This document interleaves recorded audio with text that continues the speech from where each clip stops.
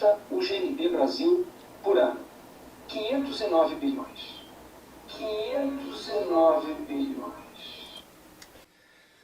Pois é, pessoal, uma boa maneira de começar esse vídeo, né?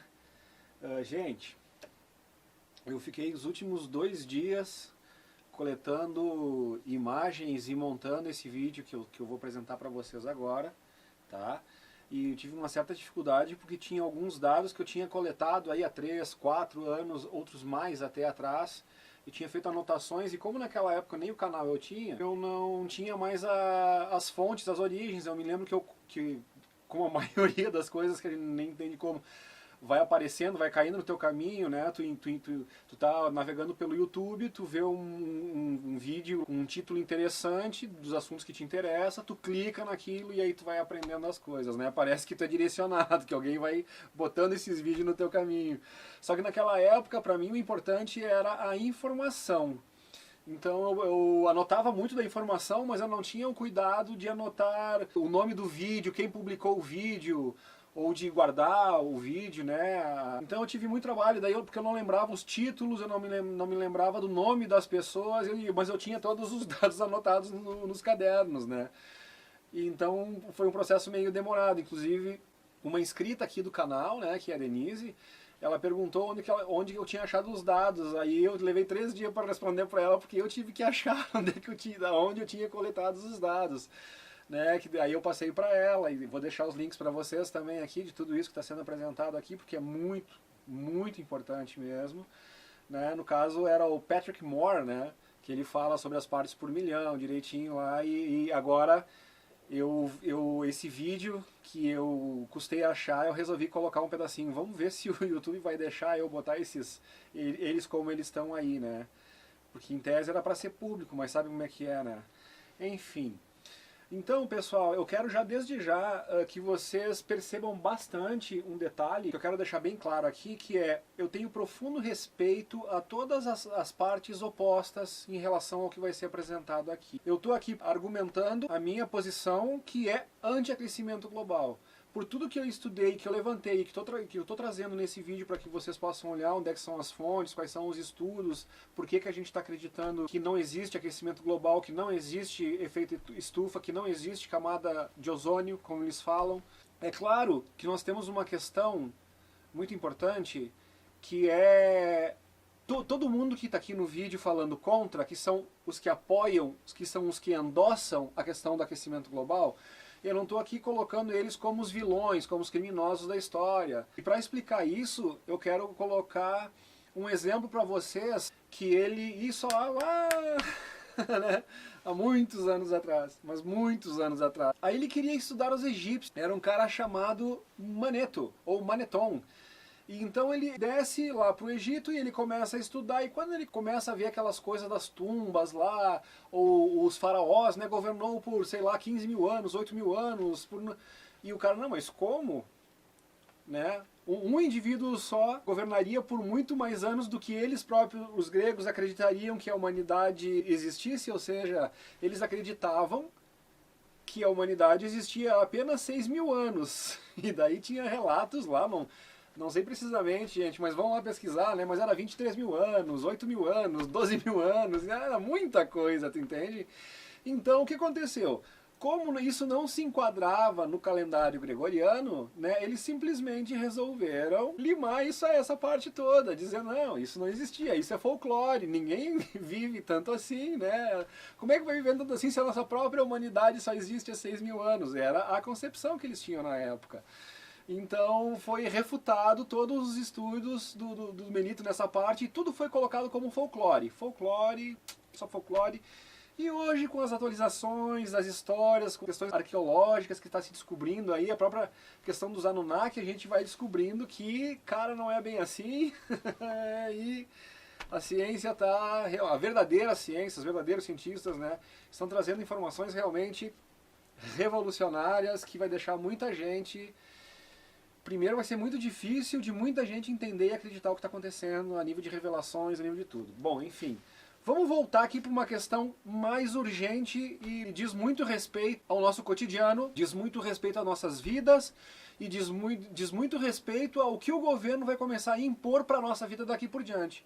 Então agora que a gente recém saiu de um período extremamente crítico, e todo mundo sabe do que eu estou falando, onde a gente viu que baseado numa mentira, que agora outra coisa que também está vindo muito à tona, esse negócio da PAN, você sabe, pandemia, que foi muito, né, falado e muita gente não, porque achou que realmente era alguma coisa que estava acontecendo, uma obra do destino, uma infelicidade, um infortúnio. Não, pessoal, aquilo tudo foi extremamente friamente calculado, planejado, e agora começa a vir tudo à tona. Então, baseado nessa experiência e nesse aprendizado que nós tivemos, eles estão preparando outra coisa, né, nos termos semelhantes, que é uma mentira que se espalha, que eles colocam um horror em cima da mesma forma como nós vimos acontecer nesses últimos 2 anos.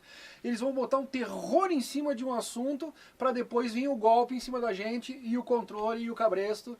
Ou seja, é a mesma novela com um enredo diferente. Antes era o chunguito lá, o bichito, né? A questão das picadas. E agora então vai ser o clima. Eu aposto com vocês que se continuar assim, daqui a pouco vai ser proibido a gente falar em aquecimento global, vai ser proibido tu falar mudança climática, sabe? Vai ser a mesma coisa do que antes. Por quê? Porque quando as pessoas começarem a discutir, as informações começarem a aparecer, exatamente como eles detonaram a Nise Yamaguchi naquela CPI, né? Vocês não sabem, né? E aquela outra doutora também, que me fugiu o nome agora. Ou seja, aqueles que têm um embasamento para mostrar lá, esses são humilhados, são rechaçados, são desacreditados, são difamados, e aqueles que não sabem nada, que nem a tal da doutora Luana lá, que nem médica era, aquela história toda lá, né? Aí vai lá e aqueles, eles endeusam como se fosse a portadora da verdade absoluta. Então é um absurdo, gente. Então enquanto a gente ainda pode falar da questão climática, enquanto ainda é permitido, porque daqui a pouco a gente vai ter que começar a inventar coisas também, né? Ah, é picadinha, porque tu não pode falar não sei o que, porque tu não pode falar sacanagem, né, cara? Sacanagem. Então vamos aproveitar enquanto a gente consegue falar aquecimento global, mudança climática, com todas as palavras, para ver se a gente consegue acordar as pessoas, para elas terem o entendimento do que está acontecendo, antes que comece a limitar a informação. Para quando o pessoal começar a querer botar a rédea no gado, pelo menos o gado vai estar um pouco mais informado e vai dizer, não, cara, não é por aí, a gente está consciente, não vai fechar isso que vocês estão querendo botar para nós, não cola porque está aqui, a gente tem as informações que vocês estão nos mentindo. Então esse é o objetivo do nosso vídeo, e é por isso que eu peço que dessa vez vocês fiquem até o final do vídeo, porque foi um monte de informações que foram compiladas, não foi fácil, e provavelmente esse tipo de vídeo o YouTube vai lá e desmonetiza. Então assim, ó, valorizem o que a gente está tentando fazer para expor um assunto, para um assunto ser debatido. Vocês não precisam acreditar em mim, pelo menos vejam o que está sendo apresentado aqui, busquem suas fontes, pesquisem, porque provavelmente quando vocês seguirem esse caminho, lá no final vocês vão ter a mesma visão sobre o assunto do que eu. É difícil tu ter uma visão diferente, chegar a uma conclusão diferente de que nós estamos sendo escravizados, roubados, diante de tudo que tu está vendo. Então, tudo que me fez acreditar na questão de por que o aquecimento global é uma farsa, então eu juntei tudo que me faz ter essa ideia e estou dando tudo de bandeja para vocês nesse vídeo que vocês vão ver agora. Então eu peguei a menina lá do sei, né, que eu acho muito legal. Então eu botei ela em várias partes para que vocês vejam bem aonde está a falácia, no meu ponto de vista, e aqueles que estão trazendo os verdadeiros estudos e por que, né, como eles desmontam fácil toda essa teoria, toda essa falácia que está aí. E principalmente quem é seguidor do meu canal e já tem assistido todos os outros e que sabe de como é o xadrez que rola aí entre as lideranças, coisa e tal, é muito simples de entender esse jogo todo. Tudo se resume a grana e poder. E como esse povo, há séculos aí, os caras vêm tendo grana e poder, chega a um ponto que parece que não é o suficiente. Eles querem o planeta para eles agora, né? Então é complicado isso tudo, gente. Então a gente tem que se ligar nessas coisas, tem que saber quem são realmente os eles que estão lá em cima, mas esse assunto para outros vídeos também já falei milhares de vezes no canal, e muitos aqui já sabem o que eu tô falando. Anunnaki!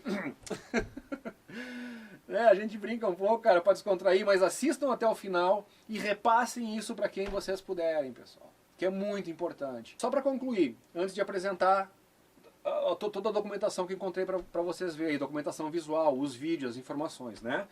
Então, a questão do Manito, ele foi lá e fez os estúdios dos reis que eu falei para vocês antes. Viveu 23 mil anos. Aquilo não enquadrou no calendário gregoriano e eles passaram a dizer que aquilo era folclore. Pois bem, todos os egiptólogos que iam fazer os seus estudos sobre o que acontecia no Egito baseavam-se nos estudos do Maneto. Vocês conseguem entender isso?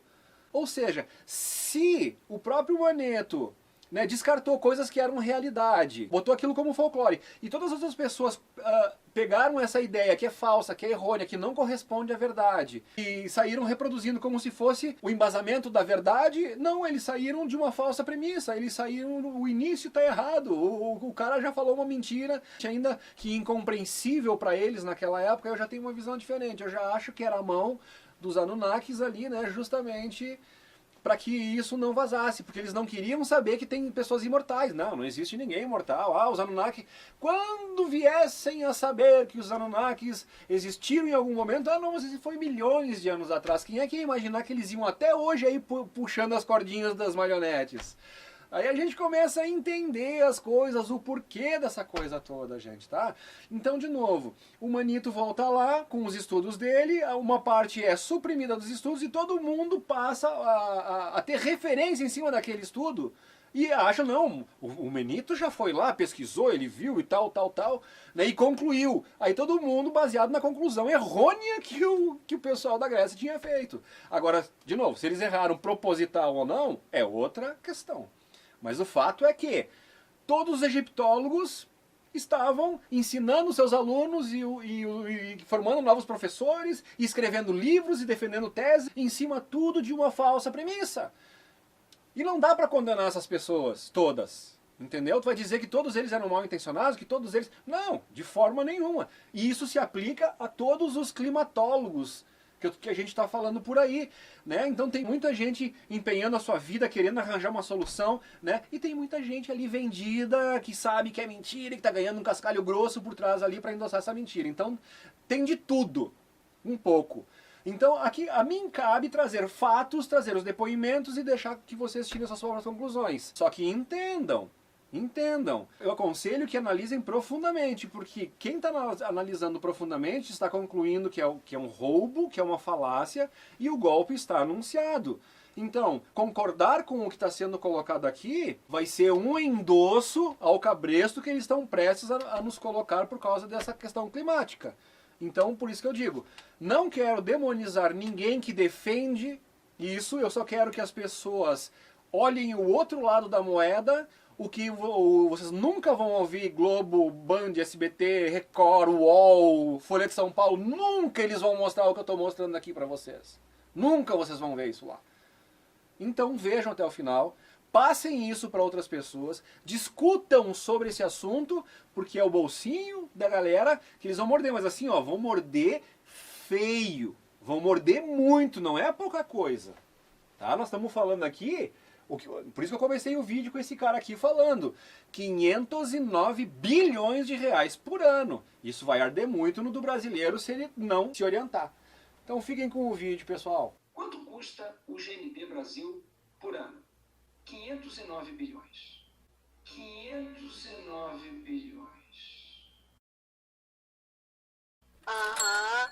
Sim. Eu afirmo que não existe aquecimento global, porque já ocorreram no passado períodos em que esteve mais aquecido do que agora. Por exemplo, se nós formos ao período dos anos 800 a 1200 depois de Cristo, chamado período quente medieval, as temperaturas estavam mais elevadas do que agora, e naquela época o homem não liberava carbono, não emitia carbono para a atmosfera. Os vikings saíram da Escandinávia e colonizaram as regiões norte do Canadá e sul da Groenlândia, que hoje são regiões geladas. Então você pode ver que naquele período estava mais aquecido do que agora. Entre 1925 e 1946, houve um aquecimento também bastante expressivo, que corresponde praticamente a 70% de todo esse aquecimento que dizem que ocorreu nos últimos 150 anos. Naquela época, houve um aumento de 0,4 graus centígrados entre 25 e 46, e isso, muito provavelmente, foi devido à maior atividade solar na primeira metade do século XX e o fato de que houve um período, esse período, em que praticamente não ocorreu nenhuma grande erupção vulcânica, de tal forma que a atmosfera ficou limpa, transparente, e entrou mais radiação solar e aumentou então a temperatura. Note, em 1946, depois da Segunda Guerra Mundial, o homem lançava na atmosfera menos de 10% do carbono que lança hoje. Portanto, fica muito difícil você dizer que o aquecimento entre 1925 e 1946 foi devido à ação humana. Posteriormente, pós-guerra, em que na realidade houve um aumento na industrialização e que passou-se então a emitir mais, o que aconteceu? Um resfriamento global entre 1947 e 76. Dr. E agora Bulhon, esse mais recente. A comunidade científica já nos alerta de forma inequívoca. Vivemos uma emergência climática e o planeta está no limite. Temos menos de uma década para tentar mitigar os efeitos mais catastróficos do aquecimento global para a vida na Terra. Sim. Aham. e há uma corrente de cientistas que defende a tese de que, ao contrário do que é a opinião dominante, de que estaria ocorrendo um aquecimento global, que nós estamos às vésperas, se é que a gente pode usar essa expressão, em termos De clima, pode. de clima, de um novo resfriamento global, é isso? Essa Perfeito, é a tese que o senhor perfeito. defende? Então, esse período, que durou mais ou menos até 1250 depois de Cristo, foi seguido por o que foi chamado de uma pequena era glacial, que durou de 1350 até 1920. Quer dizer, recente isso aí. Ele, inclusive, atribui a esse resfriamento as invasões bárbaras, porque Bom, eles não sei. se voltaram para o continente por causa Mas, do resfriamento. foi exatamente o contrário. Quer dizer, um período frio leva a frustrações de safra e fome. Você tem quadros feitos na época mostrando que o rio Tamisa estava congelado, quadros de 1630, 1650, e faziam feira em cima do rio congelado. Então, se eu for olhar a história, eu diria o seguinte, que no último 1 milhão de anos, a Terra passou por 9 eras glaciais. Cada era glacial dura 100 mil anos. Portanto, 9 vezes 100 mil dá 900 mil. Em 1 milhão, 90% do tempo, o clima está mais frio do que agora. Essas eras glaciais, elas são interrompidas por períodos mais quentes, chamados interglaciais. Esse que nós estamos vivendo, Luiz Carlos, ele começou há cerca de 15 mil anos atrás. E toda a história humana está resumida nesses últimos 10 mil anos. Então, nós estamos no período, como você disse, às vésperas de uma nova era glacial. Na realidade, nós podemos estar já dentro de uma era glacial, uma vez que esse nosso interglacial está já com 15 mil anos, segundo os estudos paleoclimáticos. O Brasil, que já foi referência na diplomacia ambiental e chegou a sediar a Cúpula da Terra em 92 e 2012, hoje tornou-se pior do que um pária internacional, uma ameaça global, pela forma como trata o seu meio ambiente. Uma ameaça global, pela forma como trata o seu meio ambiente. Então o pessoal começa a olhar para o Brasil, ó, olha a Amazônia, hein? A Amazônia tá ali, a galera não tá tomando conta. O grande problema que a gente sempre teve medo é se vai haver uma pressão internacional para que tirem a Amazônia da gente, como sempre ocorreu, em função de que, bom, se vocês não conseguem conservar, vocês estão destruindo, então deixa com a gente que a gente toma conta. E o caminho proposto tem sido a adoção de metas de descarbonização de suas economias, associadas a pacotes vultosos de estímulo para o esverdeamento, de descarbonização de suas economias, associadas a pacotes vultosos. Sei. Aham. No caso dos Estados Unidos da América, o presidente Biden apresentou propostas de pacotes, que somam 4 trilhões de dólares. Enquanto que o Green New Deal europeu pretende empenhar pelo menos 1,8 trilhão de euros no mesmo período, onde o Estado é articulador de uma reorientação dos vetores de oferta e demanda do mercado doméstico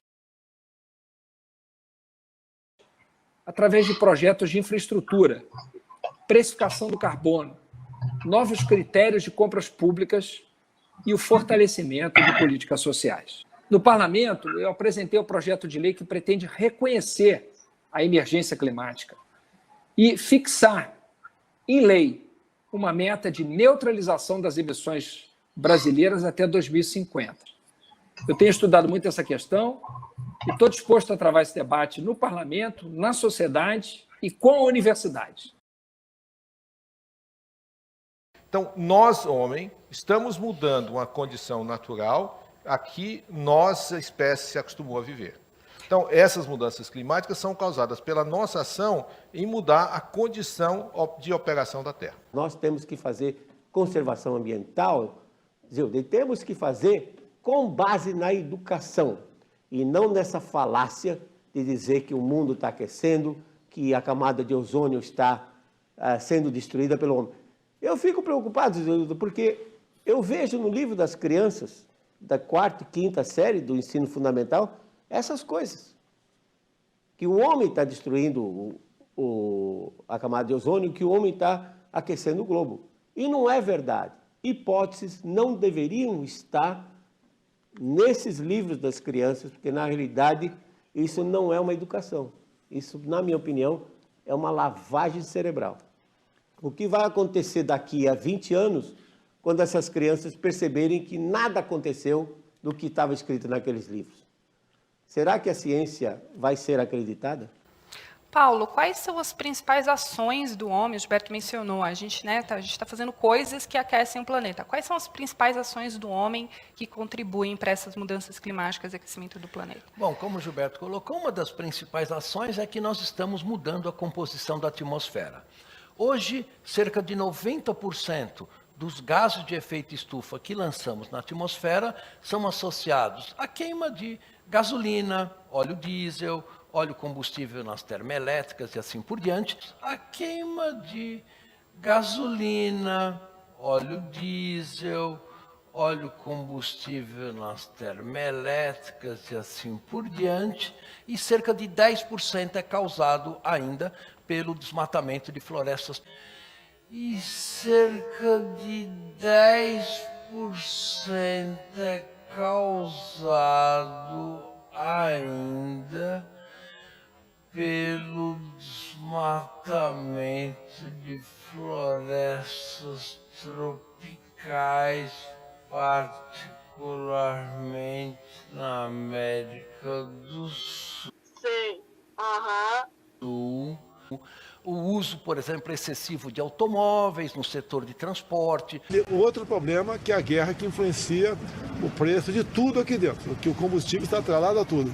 A ONU divulgou nesse início de agosto um estudo histórico sobre mudanças climáticas. O documento foi feito pelo Painel Intergovernamental de Mudanças Climáticas, o IPCC, na sigla em inglês. É visível que dentro do campo científico existam diversos interesses. Certamente. E o IPCC ele é validado a partir do estudo e do questionamento de diversos pesquisadores, dos quais estão presentes em Copenhague, e com certeza vão interferir naquilo que iremos chamar de acordo climático.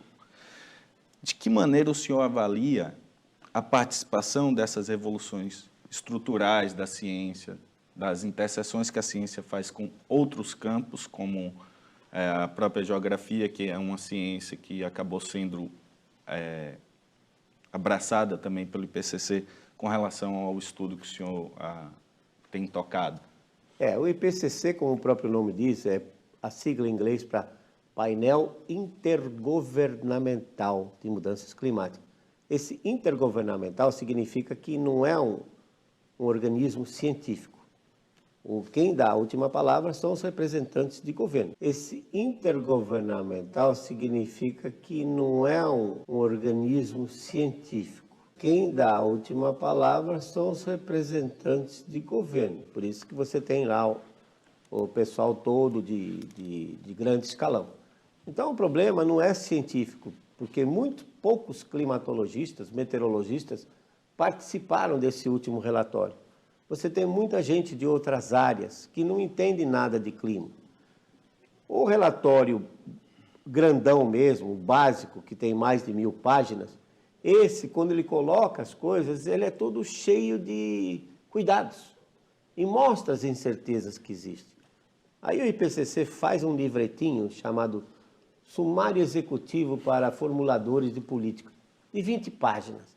E aí é que ele faz as afirmações, né, drásticas, sem prova nenhuma. Então não existe comprovação nenhuma. Contou com a participação de centenas de cientistas que analisaram milhares de evidências coletadas ao redor do planeta. Sei. Aham. Eu sou a Laís Alegrete, da BBC News Brasil, aqui em Londres, e nesse vídeo eu vou explicar 5 pontos do relatório, incluindo as conclusões sobre o Brasil. Professor, nossa validação científica com relação aos estudos climáticos, ele está baseado nos modelos numéricos. Isso. E o nosso sistema de pesquisa climática tem avaliado e disposto à sociedade determinados resultados. De que maneira o senhor avalia isso? Bom, Efraim, modelos nada mais são do que programas de computador, né? Alguns são sofisticados, chega a ter 800.000 linhas, 1 milhão de linhas. Esses modelos, eles tentam reproduzir os processos físicos que ocorrem na atmosfera. Só que a atmosfera terrestre, ela depende de processos físicos externos, por exemplo, variação na atividade solar, erupções vulcânicas, tsunamis ou terremotos influenciam na distribuição de calor dos oceanos e depende também dos processos oceanos, por exemplo, que são muito maltratados nesses modelos, particularmente no que se refere a transporte de calor. Um modelo de clima, por exemplo, não consegue reproduzir um El Niño. Ele não consegue reproduzir essa variação decadal do Pacífico, né, que dura 25, 30 anos o Pacífico se aquecendo nos trópicos, depois vira, se esfria. E o Pacífico ele ocupa 35% da superfície terrestre. E a atmosfera é aquecida por baixo. Então, quando a temperatura do Pacífico muda a atmosfera e muda o clima.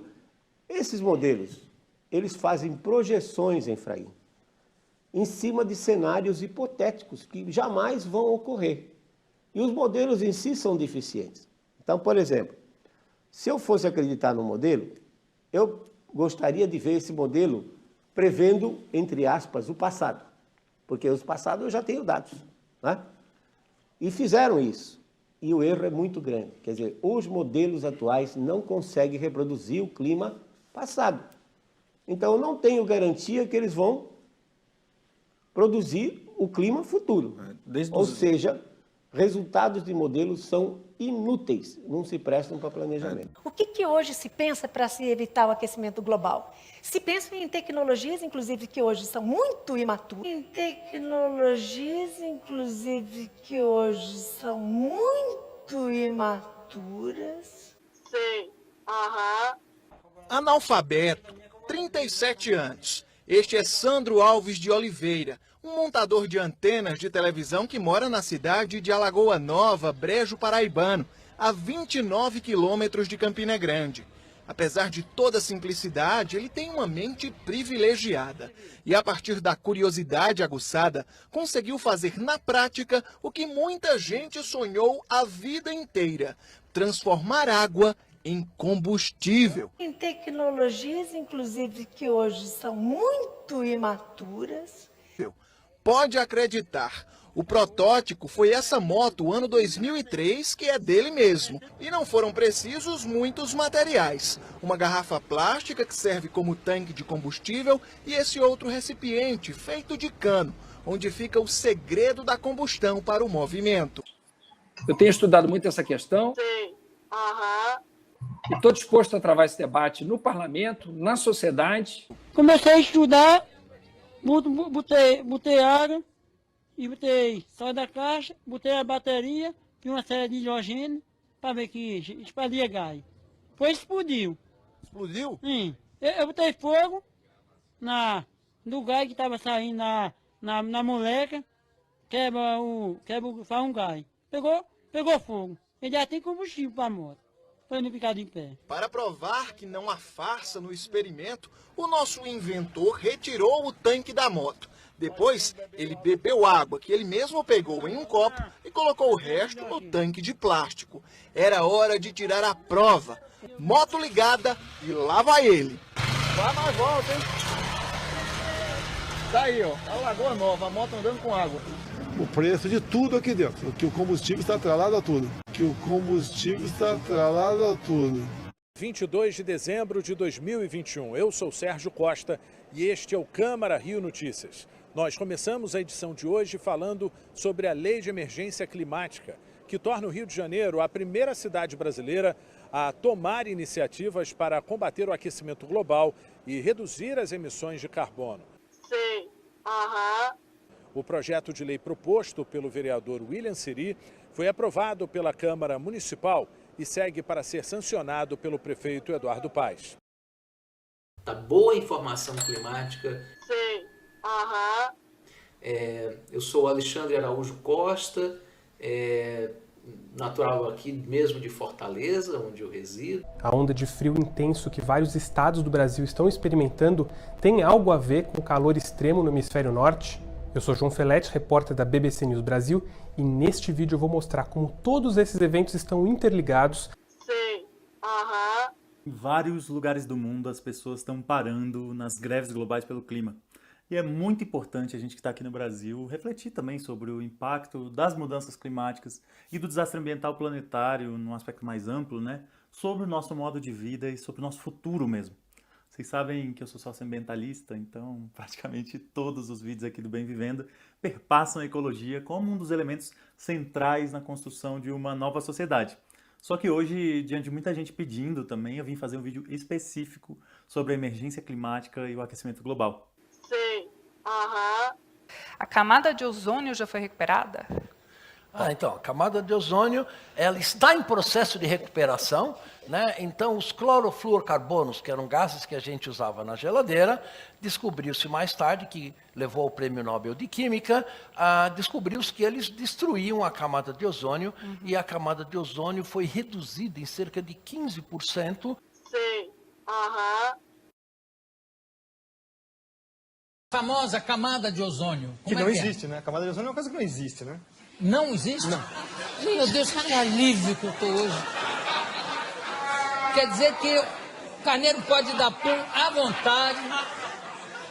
Eu sei que tem fazendeiros ensinando o carneiro a se segurar. Pode soltar. A história do ozônio é conhecida como, né, nos cientistas sérios, não esses aí que estão aí vendidos chapa branca, que a gente chama, né? Nos cientistas sérios, não esses aí que estão aí vendidos chapa branca, que a gente chama, né? Trabalham para governos, empresas, etc. E tal. Cientistas sérios, o próprio pai da coisa é o Dobson, que no ano geofísico internacional se propôs a ir para a Antártica justamente para saber qual era a variação do ozônio na calota polar. Ele já sabia que o ozônio desaparecia completamente na Antártida. E aí, de lá para cá, os caras desaparecem com essas informações e falam que é o seu desodorante que destrói a camada de ozônio. Nossa! Você vai ver o que acontece é a quebra das patentes dos CFCs, os gases refrigerantes. Então, em 87, começam a terminar as patentes, elas começam a se tornar públicas, você não precisa mais pagar royalties para elas. Então, a indústria toda que detém essas patentes lança um substituto chamado HCFC, que é um organofluorclorado como qualquer outro, mas custa, né, o CFC passa a custar $1,38 o quilo, o outro passa para $38 o quilo. Mas a grande vantagem é que ele não funciona em nenhuma das geladeiras anteriores, ar-condicionado e tudo mais. Então, é extremamente sustentável. Você tem que vender, jogar tudo fora e comprar tudo novo. Então, é extremamente sustentável você ter que vender, jogar tudo fora e comprar tudo novo. Hoje, as patentes vencem em 25 anos. Então, o discurso agora é que os HCFCs, milagrosamente, descobriram que ele também faz mal para a camada de ozônio e aquecimento global. Mas o melhor é o preço, que vai ser o substituto. Que as empresas agora falaram que vão garantir que não vai dar mais problema. Aham, sei. $128 o quilo. E também não vão funcionar nos outros equipamentos. Isso tem sempre essa jogada, né? Se vocês perceberem agora, mas não é só trocar o gazinho do refrigerante. Parques industriais inteiros têm que ser trocados, porque existem os sistemas de refrigeração central, caldeiras e tudo mais. Se vocês perceberem agora, todos os produtos estão passando a butano de novo. Os CFCs, quando eles vieram no final dos anos 40, 50, eles vieram justamente para resolver o problema de explosões em fábricas, porque é um gás totalmente inerte, não tem nenhum problema com ele. Então, hoje nós estamos voltando para trás, né? Começo de século XX de novo, por uma mentira que esse gás, a camada de ozônio. Qual é o gás que destrói a camada de ozônio? A hipótese, é uma hipótese de novo antrópica, que nunca foi provada, é que os CFCs, os gases organofluorocorados, conseguem destruir a camada de ozônio. Butano? O butano não. O butano está isento disso. Ele fica lá, por enquanto, né? Até alguém arrumar um problema com ele. Welcome to part 2 of my conversation with Dr. Patrick Moore. We pick it up now as he continues to share his opinions on GMOs, climate, the environment, and NGOs that he says have little regard for the truth, but are rather peddling an agenda. Freeman Dyson told me, he said, well, just look around the world right now, it's greener. And yet then when I see that happen, like... That's a proven fact. Yeah, well, the reforestation or the regrowth in the Amazon has been phenomenal. Then I read comments in the New York Times like, well, it's ridiculous that this should have happened in the first place. You can't be like replanting or recovering from what was an environmental disaster by putting more carbon into the atmosphere. It was as though you cannot have good news. I find it quite remarkable. I get to the point where like the voices are so loud that I'm going, okay, how do I find where there actually is truth? Well, where there's truth is that carbon is the basis of all life on Earth. Mm-hmm. And where there's truth is that carbon dioxide is the source of that carbon for all life on Earth. And it's also true that for the last 600 million years, of which we have a reasonable record, CO2 has been declining in the global atmosphere to the point where at the peak of the last glaciation, when the oceans absorb more CO2 than they do when they're warm, it was cold, CO2 dropped to 180 parts per million. Yeah. And that is only 30 parts per million above the death of plants. And it is surmised because there's an ash layer associated with these peaks in cold during the glaciations. It's only 30 parts per million above the death of plants. Yes, and it's very clear from my paper that I've just published that if we had not intervened by putting the balance back into the carbon cycle, which was out of balance, it's a really interesting story because it's life itself that has sucked the CO2 out of the atmosphere over the millennia and put it into fossil fuels, but that's a very minor part of it. The big part of it is what's called carbonaceous rocks, limestone, chalk, and marble. And those are the remains of shells of marine calcifying organisms. And the calcium carbonate is what those shells are made out of. The carbon in the calcium carbonate is from CO2 that the oceans absorbed from the atmosphere. And that is what we're fracking for oil and gas, are those marine deposits of the shells of coccolithophores, which are minute phytoplankton that learned how to build. Many marine organisms started 500 million years ago. Many marine organisms learned how to control calcification. Biomineralization is the general term for it. Our bones, for example, are a case of biomineralization. But we did it for our skeletal structure, so we could stand up. The reason marine organisms did it was to basically build an armor plating around themselves, like clams and mussels and coral reefs and crabs. All of these are calcareous. And the calcium comes from the seawater. The carbonate comes from the air and is dissolved in the water. And so these huge deposits of shale are actually calcium carbonate. They are the shells of those plankton. The oil and gas is the organic matter of the living plankton that died and fell on the bottom of the ocean. But 100 million billion tons of carbonaceous rock represent carbon dioxide pulled out of the atmosphere. And because the Earth has cooled over the millennia, nature is no longer putting CO2 into the atmosphere to offset this. So the curves are there to look at on the internet. You can see it. CO2 has been declining to where it is getting close to the end of plant life. And another 1.8 million years, if you just take that line and draw it straight down, another 1.8 million years, life would begin to die on planet Earth for lack of CO2. Not because of an excess. There is no such thing as an excess of CO2 under any real-world circumstance. Well, the message out there is pretty clear that there is such a thing. No, there isn't.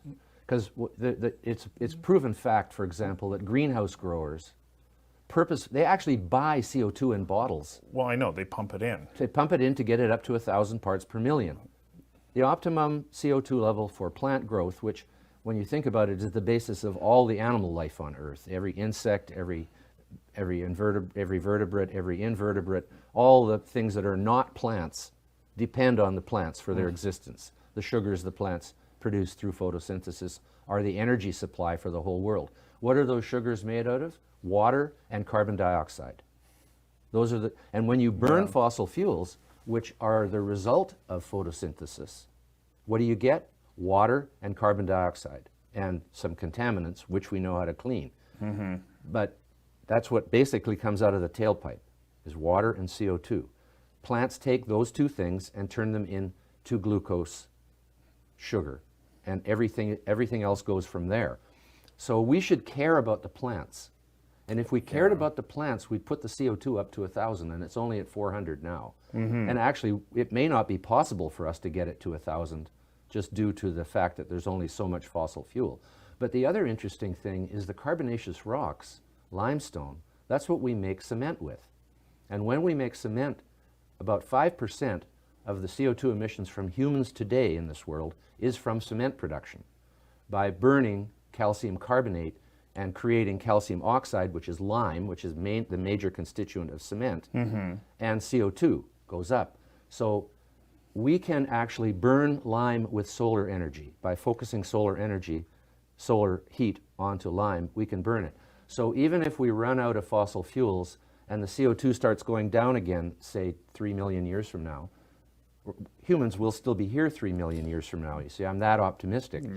Well, we've only been around for about 120, 130,000 years as Homo sapiens. As Homo sapiens, yes, but the primates have been here since the 65 million years or so. So primates began a long time ago. And no doubt we will evolve as time, especially because of our technology making life so easy compared to what it was when average life age was 25, 30. Going back to 1750, which you cited Exactly. earlier. Yes. So I don't want to go back there. So what we can do is we can keep the CO2 in the global atmosphere at a good level for plants for hundreds of millions of years, because that carbonaceous rock, which we can easily dig out of the ground and burn, either to make cement or eventually maybe just to make CO2, so that our plants will grow, we can do that into the foreseeable future. I got to get you to hang on for just 1 second while we take a quick commercial break. We'll be right back. Conversation.